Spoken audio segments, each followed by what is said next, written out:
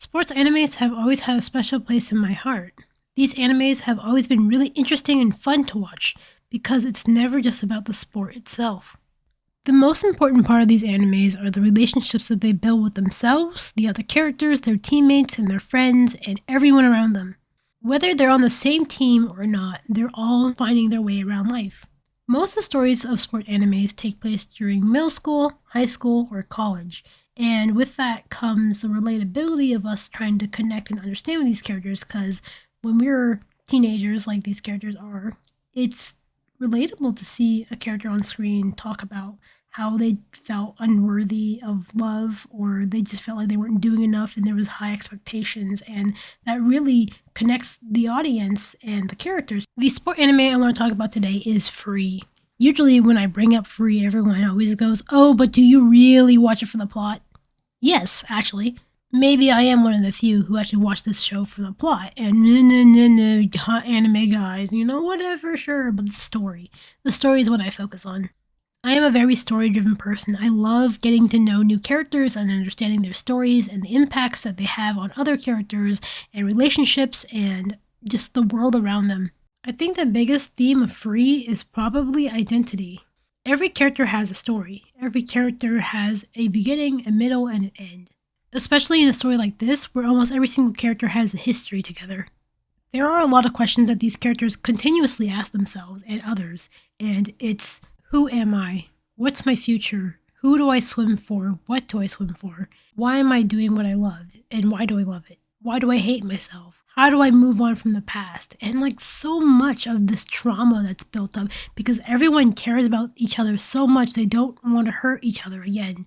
But they keep doing it time and time and time again that it just builds up. Free is just like any other sports animes where a bunch of relationships, friendships, and bonds are created because of a sport. I think for me, what sets Free apart from every other sports anime I've ever watched is that Free, we get the most slice of life aspects to the story. We get to see their home life, we get to see how they met, we get to see how they grew up, we get to see their past, present, and future, and we get to see so much of these characters that it makes them feel a lot more alive and real than any other sports animes I've seen when it comes to the characters and their lives. The entire reason why I wanted to make this one video was because this one particularly impactful scene from the second part of the Final Stroke movie, and that part hit me really hard. So much harder than I thought it would. It's also a really, really nice wrap up to the protagonist's arc. Of course, with almost every single sport anime, we have the black hair, blue eye prodigy Protan. He says this really important dialogue at the very beginning of the series. He recites from his late grandmother. When you're 10, they call you a prodigy. When you're 15, they call you a genius. Once you hit 20, you're just another ordinary person. Season 1 of Free begins with our 17-year-old protagonist, Haruka Nanase. One thing I think is done really well is the portrayal of the fear of growing up. Everybody wants to be somebody, but not at the expense of losing others. The way a lot of these characters deal with their trauma is by running away from it or pushing it away and just being like, nothing's wrong, it's fine. And it just keeps building up until it explodes. I love the way when these characters are affected emotionally by others or something happened in their life and they don't want to talk about it, that it's shown on the character's face, it's shown in their actions, and shown in the way they swim.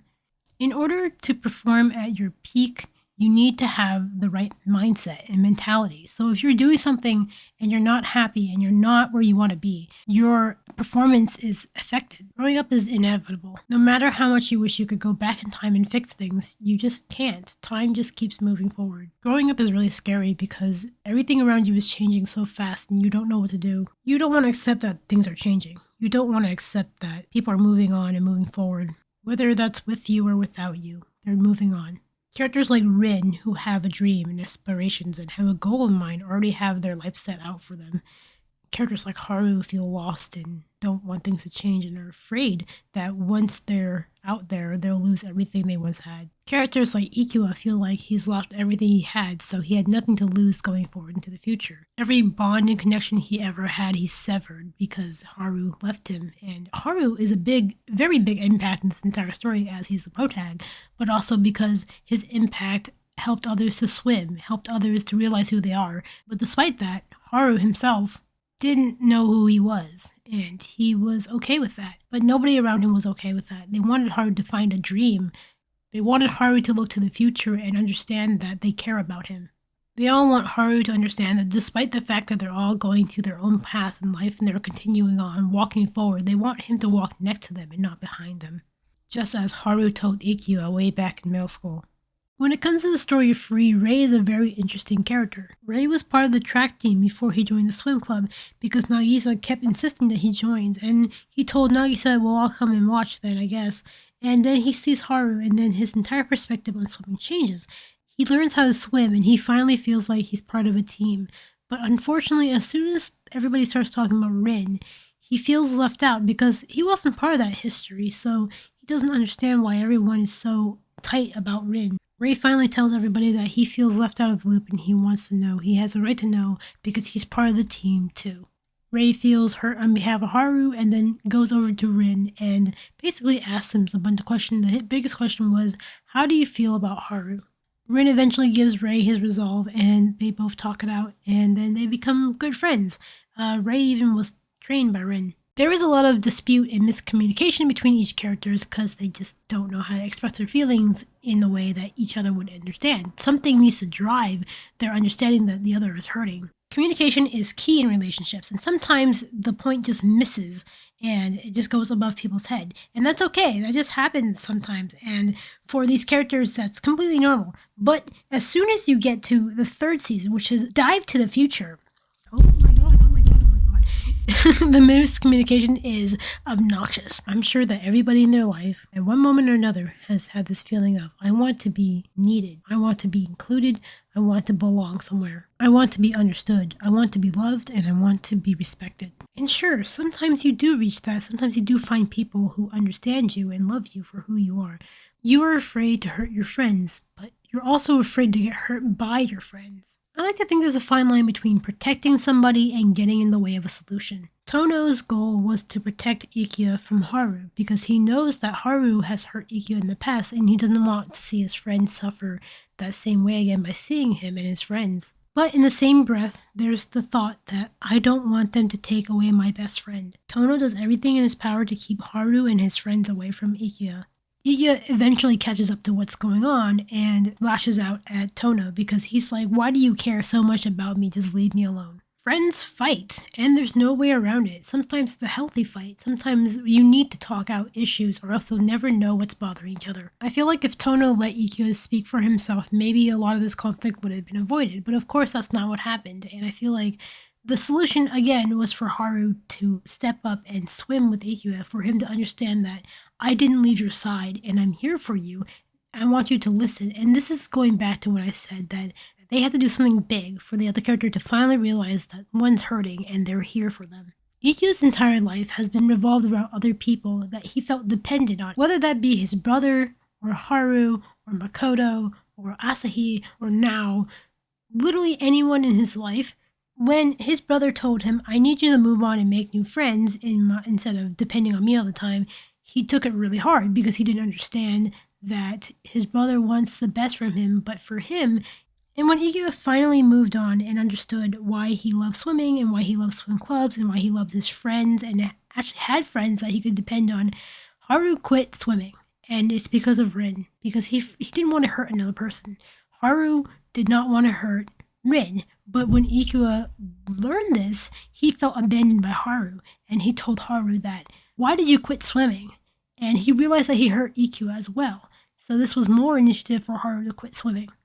I love the way this show portrays mental health, and Haru is such a victim of mental health, oh my goodness. Haru is just like anybody else, and a lot of the characters sometimes forget to care about each other and empathize. A lot of the times the characters forget to give Haru some space to talk about his feelings and how he feels about situations, even if he doesn't say it. When they tell Haru to go and find a dream, I want you to find a dream, Rin doesn't consider Haru's feeling in the moment because he wants something good for his friend, but his friend isn't in the mental space to accept whatever he's giving. Rin and Haru go to Australia, where Rin talks about how he's sorry he should have thought more about Haru's feelings before, yelling at him. In the second season of Free, Haru experiences so much pressure and weight. Everyone always says how great and wonderful Haru is, how talented he is, and in turn, there are scouts waiting to scout Haru out for a great university and scholarships. But Haru doesn't want that. He doesn't know his resolve anymore. He thought he knew, but he doesn't. He said, oh, it's for my friends and for myself, But as soon as this question of which school are you going to, what's your future, this man is having a full-on panic attack and a breakdown, and this one of the creepiest nightmare scenes I've ever seen in Free. Haru was getting nervous and his anxiety was ramping up to unbearable levels, so he went out at night to go and take a little jog. And then it switches to the dream sequence where Haru is sitting at a table drinking, I think, tea or something, and then suddenly it switches to his goggles in his hands, and he's in the locker room, and all his friends are saying, "You're gonna do great, you're gonna see all these scouts and everything." And then he starts running down the hall. As he's running down, he runs into Miss Amaya. She tells him a little poem. And then Rin is at the end of the thing, "Let's race, Haru." And then he suddenly, bright light, and he's standing on the podium ready to jump, and suddenly everything is quiet. And then he turns around, and it's just a bunch of wooden people clapping, and this guy just goes, "Show us your freestyle!" And then he falls, and suddenly he's from the top of the gymnasium all the way into the water. And he wakes up, and he's sweating, and Makoto's just sleeping next to him, and it's horrifying. I've had a lot of anxiety dreams just like that, and it's awful. When it finally came time for Haru to race in the relay, his anxiety ramped up and the dream from last night came rushing back to his memories. All the anxiety and the pressure in the Southwest just scared him to death. But then he lined up to race. He jumped and he started swimming. The water was fighting him. Everybody saw that Haru was struggling to swim. And then he finally just stopped. And then he looked up. Sometimes there's just nothing you can do in a situation like that when your body is fighting you. Haru has a lot of PTSD. You can see it when he has a bunch of flashbacks, you can see it when he thinks about memories, you can see it when he's trying his best to mend friendships that have gone wrong. When it comes to Haru and his problems, he's not innocent either. He's actually run away. Because we've always said, oh, Ikkyo and Rin have been doing all the running away. But if you really look at it as well, Haru's also run away from his problems. He tried his best not to go back into competitive swimming because he was afraid of hurting somebody else. And he just didn't want to do it. He was spending his entire life running away from something because he didn't want to hurt anybody else. But in turn, he faced his problems and said, it's never going to get better if I don't do something now. In the end, Haru finally found a dream that he wanted to achieve, and he found it in the Sydney Olympic Stadium. Originally, his dream was just to participate in the Olympics. But when Haru, Ikkyo, and Rin got there, they were faced with the world's greatest freestyle swimmer, Albert. Both Ikkyo and Rin lost the race, Haru facing both rounds, winning both. In the second round, when he faced Albert, something changed in him. The sensation of swimming next to Albert had some kind of effect on Haru that he just can't stop thinking about. Something unexpected happened of it. Haru came out of the water gasping for air. He almost fainted coming down the stairs. If Ikkyo didn't catch him, he'd probably be dead. He goes up to his coach and he says, "How do I swim faster?" After everything that Haru's ever been through, for some reason, this entire match is getting to him. They all go home for the New Year's, and suddenly Haru is trifled with this emotion, this overwhelming sadness and loneliness and emotions that he felt from swimming with Albert. Ikkyo and Rin head off to go and do some extra training with their new coaches. Ikkyo is doing extra training with his brother Natsuya, Makoto, and now Rin is resting and talking with Mihail. And once again, Haru feels lost. He doesn't know what he's going to do. He wants to fight against Albert once again, and the new realization that his friends are not going to be by his side for the next tournament hits him. For some reason, Albert's emotion reaches Haru and just overtakes him. Haru is trying to stop this Albert emotion from telling Rin off, and he's unable to. He's trapped by his own past. Haru is running again, and Haru doesn't want to, but something in him just came out. "These aren't my emotions," Haru yells. This emotion tells Rin that you always disappear on me, and in the end, I will be left alone. As soon as Haru is able to return to his body, it's too late. Everything's been said and done, and Haru is there, curled up into a ball. It hurts. He then calls up his coach and says, "Make me stronger." As we move on into the second part of the Final Stroke movie, I want to note how important all these relationships are for the entire series. Every character has a deep connection with one another. No matter how bad the fights were, everyone loved each other too much not to forgive them in the end. It's the realization that every character cares immensely, and no matter how far apart they are, they will always be connected by swimming and the water. Except for Kisame, Basketball Boy is just there to support his friends. After everything they've been through, Haru and Rin still have one last fight. But to the fault of Haru, something overtook him that caused him to lash out at Rin. Haru losing Rin again is something he never wanted. He feels left behind and betrayed. In the end, you always disappear on me. Rin always runs away from his problems instead of face it head on, and Haru is acknowledging it. Rin realizes how true this is, and both of them take time away from each other. Both Rin and Ikuya have chosen the path of going professional, meaning that they won't be in the upcoming tournament with Haru. Something very important that I left out to note is that Ikuya and Rin had this really important talk with each other the night they both lost. Ikuya asked Rin, "Are you happy that Haru won, or are you frustrated by it?" Rin answered this by saying Haru and Rin's relationship is more than just yes or no. It's complicated, and there's a lot of mixed feelings. This talk, and along with seeing Haru lash out at Azuma saying that he wants to get stronger, is what sparks both of them to go for professional. In the moment that Haru lashed out at Rin, you could see that his eyes were purple. This was Albert's intuition taking over. Rin doesn't see whatever Haru is seeing, because Rin just sees Haru, and he believes that all of what he said was all coming from Haru. And as much as Haru blames Albert for these feelings, I still feel like it is Haru deep down. Haru just finally let it go and says, "This is what's on my mind." As much as Haru tried to stop the Albert intuition, he was just like, maybe this is how I felt, but I didn't want to say it out loud. And he just said, this isn't my feelings, this is not mine. He's in denial that these were his feelings. That night, both Haru and Makoto dream of the past, but with different perspectives. Makoto's dream is about seeing Rin and Haru fight and believing in the fact no matter what happens, they will be okay. Haru is watching his past with the younger version of him that mimics Albert's. This younger version of Haru tells the current Haru that he's alone and that's how it will always be. Current Haru doesn't believe that, but younger Haru points to the screen to reveal a memory. In this memory, Rin, Nagisa, and Makoto ask Haru if he wants to finally do a relay with them. Older Haru watches this memory on a movie screen, and he sees himself running away. He gets up and out of his seat and runs towards the screen, tripping and falling and rolling and yelling at him, "Stop! Don't run! If you run now, you'll spend your whole life running." Haru falls into the memory. He gets up looking at his younger self running towards him. Older Haru is ready to grab him and stop him, but suddenly younger him goes right through him. Haru is still running away, and the older one is left wondering why that is. Older Haru then falls back down in regret and realizes what he did, he messed up with Rin, asking himself why. And that's a big question. Haru in his sleep is crying. I love the visualization that Haru is still running away from his problems. And as much as he believes that he's changed and moved on and he found a dream and he's accomplishing those dreams, he's still running from the past, running from the pain, and he just keeps on running from everything. He thought that once he found a dream and achieved it, it would be okay. But it's not. He feels alone. He tried to stop his younger self. The truth is, Haru couldn't stop his younger self because he couldn't stop his present self. The rest of the movie really begins to tie this impactful scene that I mentioned in the beginning of the recording, the scene that made me want to make this video. Now that Haru has nothing left to lose, he and his coach get to work. There's this selfish nature that is plaguing Haru. He wants to race against Albert again and beat him.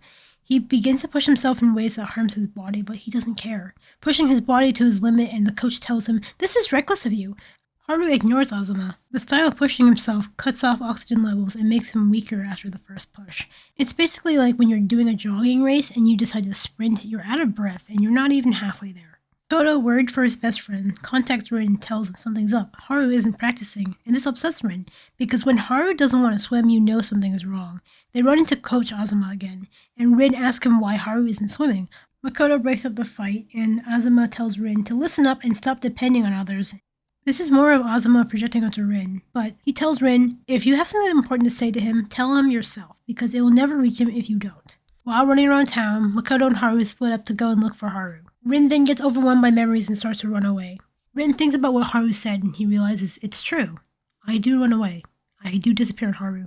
Rin stops running and lands right in front of a cherry blossom tree. He then spots Haru on top of a building. He then calls up Makoto to tell him that he's found him on top of a night pool. Rin gets in the pool and confronts Haru. Rin acknowledges that he's been a bad friend and he's run away from his problems. He didn't want to acknowledge that he messed up, but now he will own up to it. Both of them apologize to each other, saying that they shouldn't have said what they said, and that they're sorry.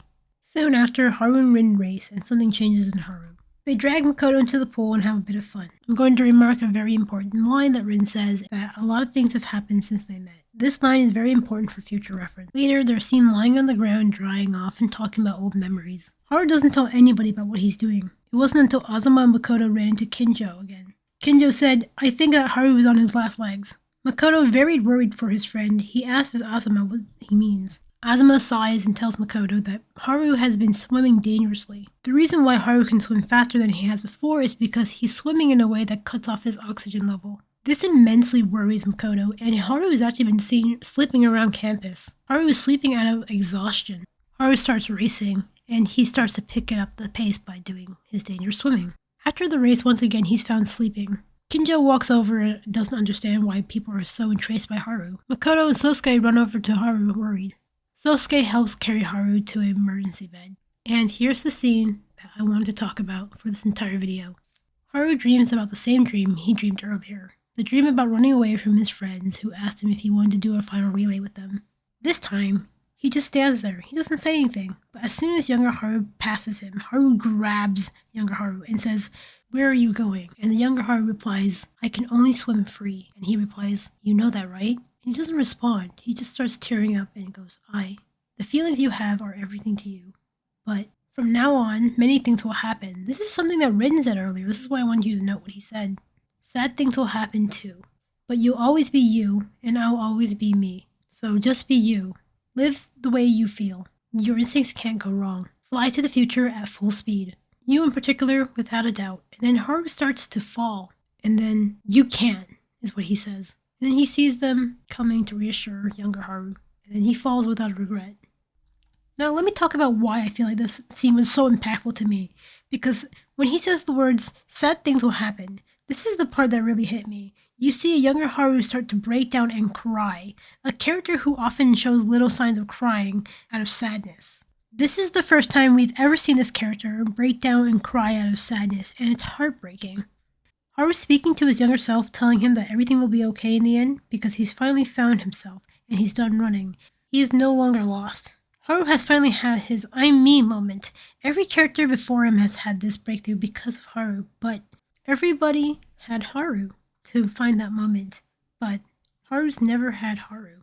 Everybody has had Haru except for Haru. But here he is, finally having that breakthrough moment with himself. Finally realizing that all along, all these connections and friendships made him who he was. Bad things happened, but fun things happened. Unforgettable memories happened. Experiences that shaped him to who he was happened. All his friends are the reason he kept going. The water changes and present Haru is about to be ejected from the past. He tells his younger self, "Without a doubt, I know you can." Seeing his friend rush to him and comfort him reassured him that everything will be okay. And this is the scene that hit me the hardest. It's the most important scene in all of Free, in my opinion. A moment where Haru finally finds himself. A character who's been desperately running away from all his problems. A character who has felt lost all of his life and has found temporary solutions, but continues to try and cling to something more, only to find it in himself and his friends. He's found what it means to be who he is and what it means to be human. What it means to go on and for whom. He knows, undoubtedly, who he is. And I love it.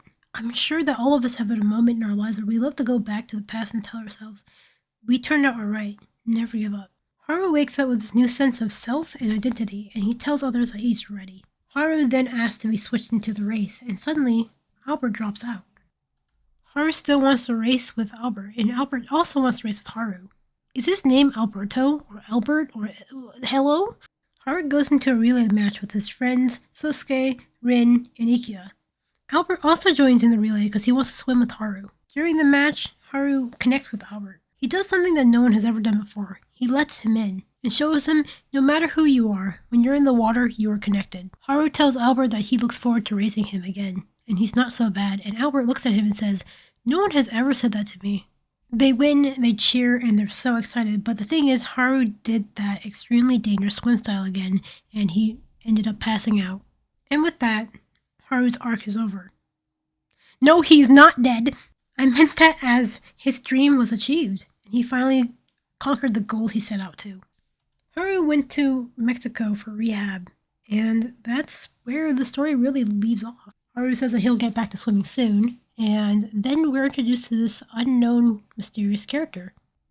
Of course, KyotoAnimations decided to leave it on a cliffhanger saying there's more. Thank goodness, I would love this series so much, and I would love if there was more. I know a lot of people talk about how this series is dragged on for too long. I don't care. I love this series so much. As this commentary comes to a close, I'm sure you've noticed I haven't really talked much about other characters such as Momo, Ai, Nagisa, Sosuke, and so on. And it's mainly because I don't think I have the kind of time for that. My head is so full of these swim boys. I have so much to talk about. But if I did talk about every single plot point, what the story's about, like in its entirety, I would be here literally for days. And I have been here for days. I've been sitting here talking for 3 days straight. But also, that would not encourage you to watch the actual free movies and the shows and the episodes and everything, and I encourage you to go and watch them yourself and get your own opinion. I do plan on making a part 2 at some point. I just don't have any idea what I'm going to talk about, but my head's so full. If you're new to Free, originally Free was just a commercial and a light novel known as High Speed, but it gained popularity and thus they demanded an anime, and that's what we're getting here. In retrospect, I grew up watching Free. I watched every single episode, movie, and season as it was coming out.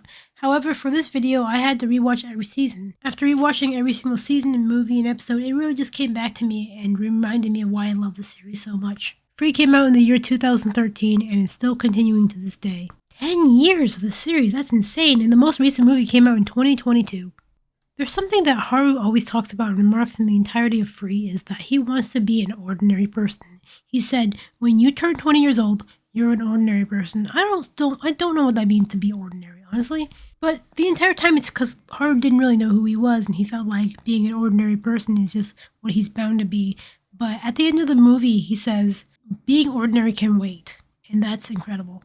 When I was a teenager, a lot of these things that these characters did not make sense to me. Why did these characters act this way? Why was there so much miscommunication? But honestly, after everything that I've been through growing up, I understand. The fear of being forgotten, not understanding who you were, the fear of confrontation, the constant avoidance, forgiveness, the fear of being unworthy or not enough, being afraid to say what's on your mind in fear of hurting somebody else, the fear of growing up, loneliness. Communication is key in relationships, and miscommunications happen all the time. And sometimes, when you tell people things, they don't understand you in the way that you want them to. Relationships are so important in this world. You are never alone. I had to learn that the hard way as well. I always thought that I would be strong enough to stand on my own and that I wouldn't need people because I was afraid of being hurt again. Everybody I loved left my side, so I was like, why try again? Why open up to people? Why trust people? But then I met some incredible people and they told me that I'm okay the way I am. And I had an I'm me moment.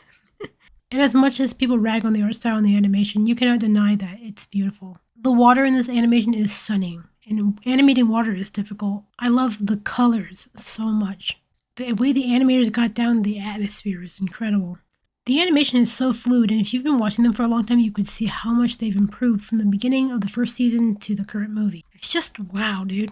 And finally, Free is really about the connections you make with other people. Learning to face your past, learning to accept and understand yourself, and finally, finding a way to be free. And of course, swimming, that's like a big part of the story is literally about the connection of swimming.